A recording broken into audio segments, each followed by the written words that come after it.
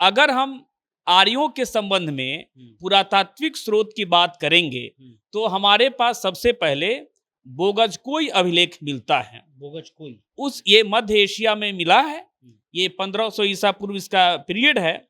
तो उस बोगजकोई अभिलेख से यह पूर्ण रूप से साबित होता है कि आर्य लोग मध्य एशिया से आए हैं। इतिहास में एक अवधारणा मैंने इजाद किया है कि कोई भी घटना सही है या गलत, इसके लिए एक पीजीएसटी पर आपको ध्यान देना पड़ेगा। पीजीएसटी क्या? अगर किसी भी तथ्य को ऐतिहासिक घटना है कि नहीं, ऐतिहासिक बात है कि नहीं, इसके लिए हमको प्रमाण की जरूरत होती है।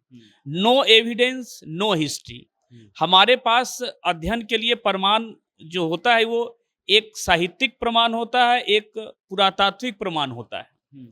तो पुरातात्विक प्रमाण के आधार पर हम किसी भी घटना को सत्य या असत्य के रूप में प्रस्तुत करते हैं। साहित्य भारत में भारतीय संविधान लागू हुआ तब से ब्राह्मण, क्षत्रिय, वैश्य और शूद्र का कॉन्सेप्ट खत्म हो गया।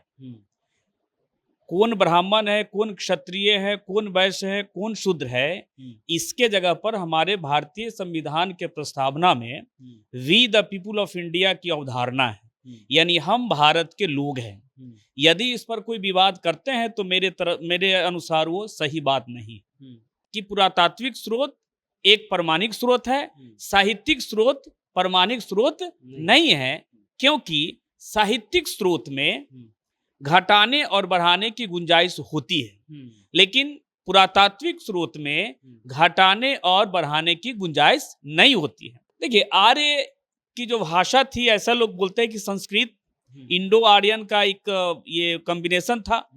तो इस तरह से आप कह सकते हैं कि पीजीएसटी का जो हम लोग कह रहे थे कि पी का मतलब होता है प्रमाण, तो वो साहित्यिक और पुरातात्विक स्रोत के आधार पर हम निश्चित रूप से कह सकते हैं कि भारत में आर्य बाहर से आए थे। सुपौल के एक विधायक हैं, आरजेडी के पूर्व विधायक रहे हैं, वो उन्होंने कह दिया कि ब्राह्मण को भारत छोड़ देना चाहिए, और उससे पहले जेएनयू में भी लिखा गया कि बनिया और ब्राह्मण जो है वो भारत छोड़िए। बार बार ये ब्राह्मणों के लिए कहा जाता है कि आर्य जो है वो खास करके वो बाहर से आए हैं, और इस पर बार बार विवाद भी हो रहा है। और इस बार फिर बिहार में ये विवाद जन्मा है। 2 दिन से पत्रकार भी परेशान हैं और आम लोग भी सोशल मीडिया पे लड़ रहे हैं। लेकिन हम अभी पटना यूनिवर्सिटी में हैं, ये हिस्ट्री डिपार्टमेंट का जो एक तरह से लाइब्रेरी है, वहाँ पर हैं हम लोग, और हमारे साथ सर हैं, अपना परिचय खुद बताएंगे, किस पद पर है वो खुद बताएंगे। क्या नाम हुआ सर? मेरा नाम अकल राम हुआ। अकल राम जी, किस पद पर हैं? अभी इतिहास विभाग पटना विश्वविद्यालय के अतिथि शिक्षक के रूप में कार्यरत हूँ। अच्छा, तो इतिहास की ही बात है सर। पहला सवाल ये है कि क्या ब्राह्मण बाहर से आए थे? देखिए, सबसे पहले या आर्य बाहर से आए थे? सबसे पहले ब्राह्मण बाहर से आए या भारत के ही रहने वाले थे। जब आपके भारत में भारतीय संविधान लागू हुआ तब से ब्राह्मण, क्षत्रिय, वैश्य और शूद्र का कॉन्सेप्ट खत्म हो गया। कौन ब्राह्मण है, कौन क्षत्रिय है, कौन वैश्य है, कौन शूद्र है, इसके जगह पर हमारे भारतीय संविधान के प्रस्तावना में we the people of India की अवधारणा है, यानी हम भारत के लोग हैं। यदि इस पर कोई विवाद करते हैं तो मेरे अनुसार वो सही बात नहीं। लेकिन अगर एक हिस्ट्री के टीचर के रूप में आपसे अगर पूछा जाए, क्योंकि इस पर बहस लंबी हो रही है और अगर तार्किकता नहीं आएगी तो शायद बहस जो है दूसरी दिशा में चले जाएगी। इतिहास में एक अवधारणा मैंने इजाद किया है कि कोई भी घटना सही है या गलत, इसके लिए एक पीजीएसटी पर आपको ध्यान देना पड़ेगा। पीजीएसटी क्या है? पीजीएसटी का मतलब ये हुआ, पी का मतलब होता है प्रमाण, प्रमाण का मतलब होता है एविडेंस। अगर किसी भी तथ्य को ऐतिहासिक घटना है कि नहीं, ऐतिहासिक बात है कि नहीं, इसके लिए हमको प्रमाण की जरूरत होती है। No evidence no history. हमारे पास अध्ययन के लिए प्रमाण जो होता है वो एक साहित्यिक प्रमाण होता है, एक पुरातात्विक प्रमाण होता है। तो पुरातात्विक प्रमाण के आधार पर हम किसी भी घटना को सत्य या असत्य के रूप में प्रस्तुत करते हैं। साहित्यिक स्रोत भी है, लेकिन साहित्यिक स्रोत उतना प्रमाणित नहीं माना जाता है जितना पुरातात्विक स्रोत माना जाता है। इसलिए हम लोग कहते हैं कि पुरातात्विक स्रोत एक प्रमाणिक स्रोत है, साहित्यिक स्रोत प्रमाणिक स्रोत नहीं है, क्योंकि साहित्यिक स्रोत में घटाने और बढ़ाने की गुंजाइश होती है, लेकिन पुरातात्विक स्रोत में घटाने और बढ़ाने की गुंजाइश नहीं होती है। अगर हम आर्यों के संबंध में पुरातात्विक स्रोत की बात करेंगे तो हमारे पास सबसे पहले बोगजकोई अभिलेख मिलता है। बोगजकोई ये मध्य एशिया में मिला है, ये 1500 ईसा पूर्व इसका पीरियड है। तो उस बोगजकोई अभिलेख से यह पूर्ण रूप से साबित होता है कि आर्य लोग मध्य एशिया से आए हैं। मध्य एशिया यानी आज का कौन सा देश? अभी आप दे सकते हैं कि ईरान वगैरह का जो एरिया है, हाँ, ये मध्य एशिया सेंट्रल एशिया के पार्ट। अब सवाल ये है कि अगर वैदिक साहित्य में आप पढ़ेंगे तो वैदिक साहित्य में एक शब्द आता है पुरंदर।